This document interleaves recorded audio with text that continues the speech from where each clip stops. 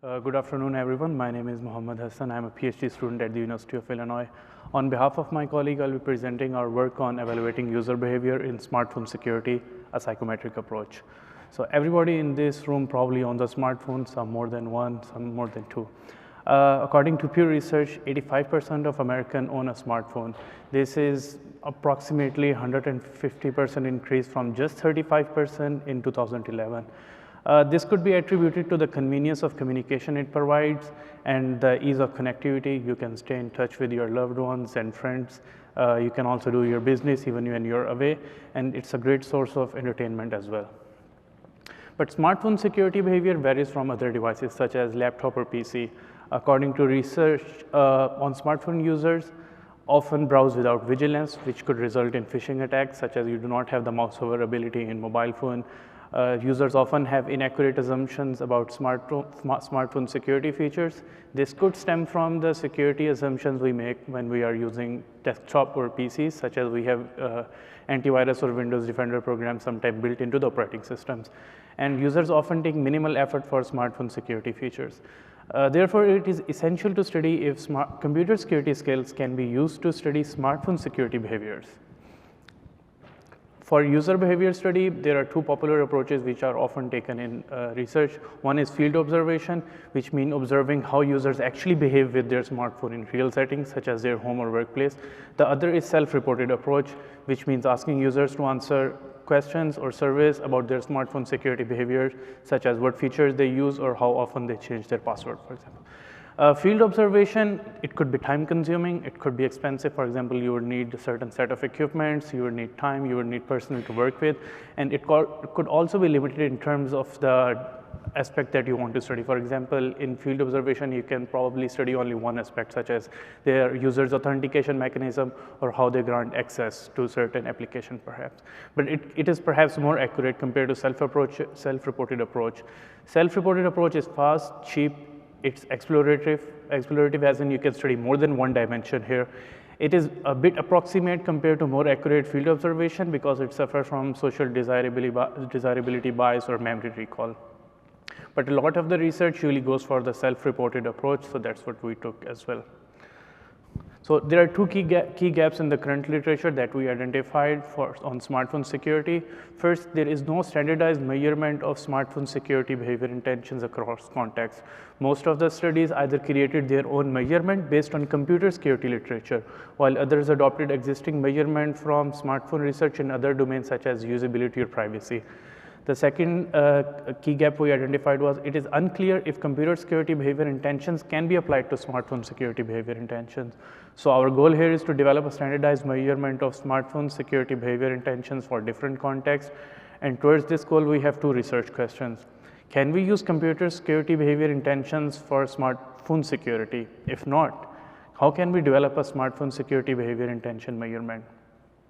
For this, we are taking a psychometric approach, which is a measure of human psychological attributes, such as personality traits, social attributes, cognitive abilities. So we'll try to conceptualize smartphone security behavior intentions as a psychometric construct. This is the same approach as adopted by well-established computer security scales, SS6 and CV scales. And these are based on theory of reasoned actions, which postulates that people's behavior is determined by their attitudes and subjective norms.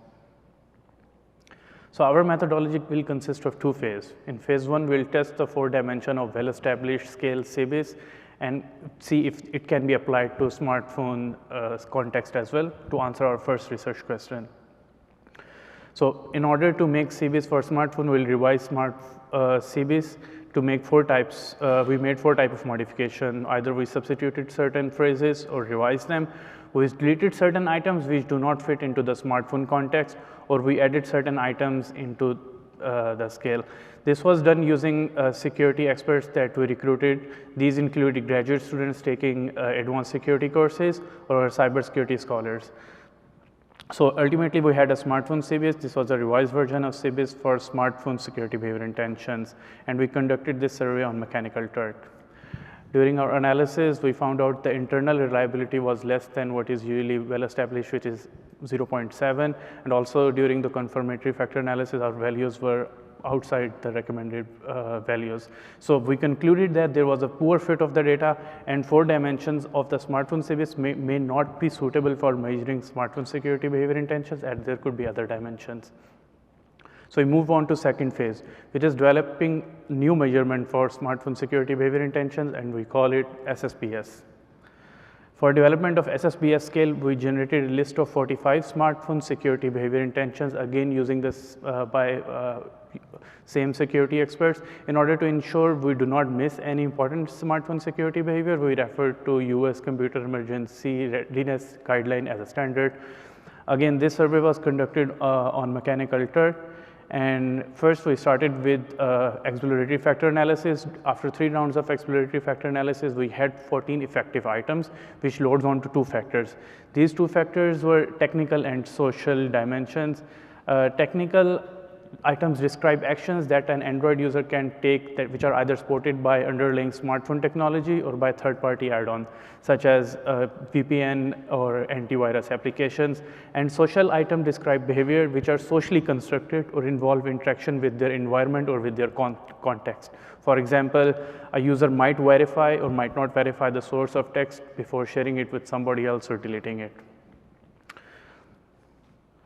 In order to further understand the reliability of our scale, we calculated Cronbach's alpha, inter-item correlation, and inter-total correlation, and all the values fall within the acceptable range.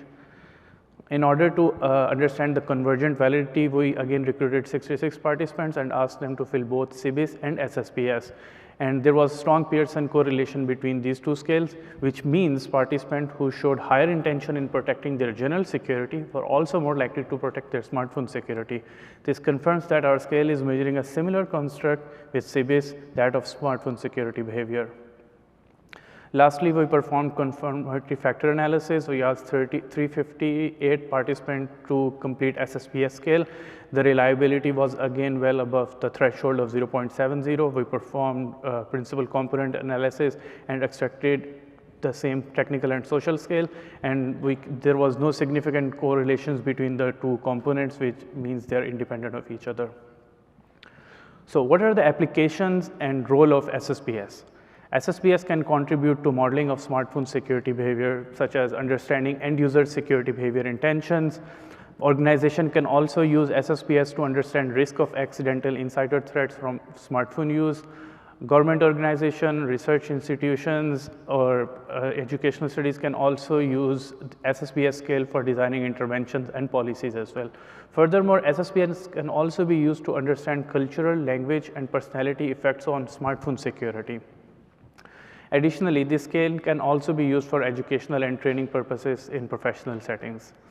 If we integrate SSBS with other well-established security scales such as CBIS, SSX, we can model users' behavior across different devices, and we can get a more holistic picture perhaps. So limitations and the lessons that we learned, which could perhaps help with the future work, is we established goodness of fit for technical and social components of the scale, but there could be other factors that can perhaps be studied. These could include security knowledge of the user, their risk perception, and personality traits.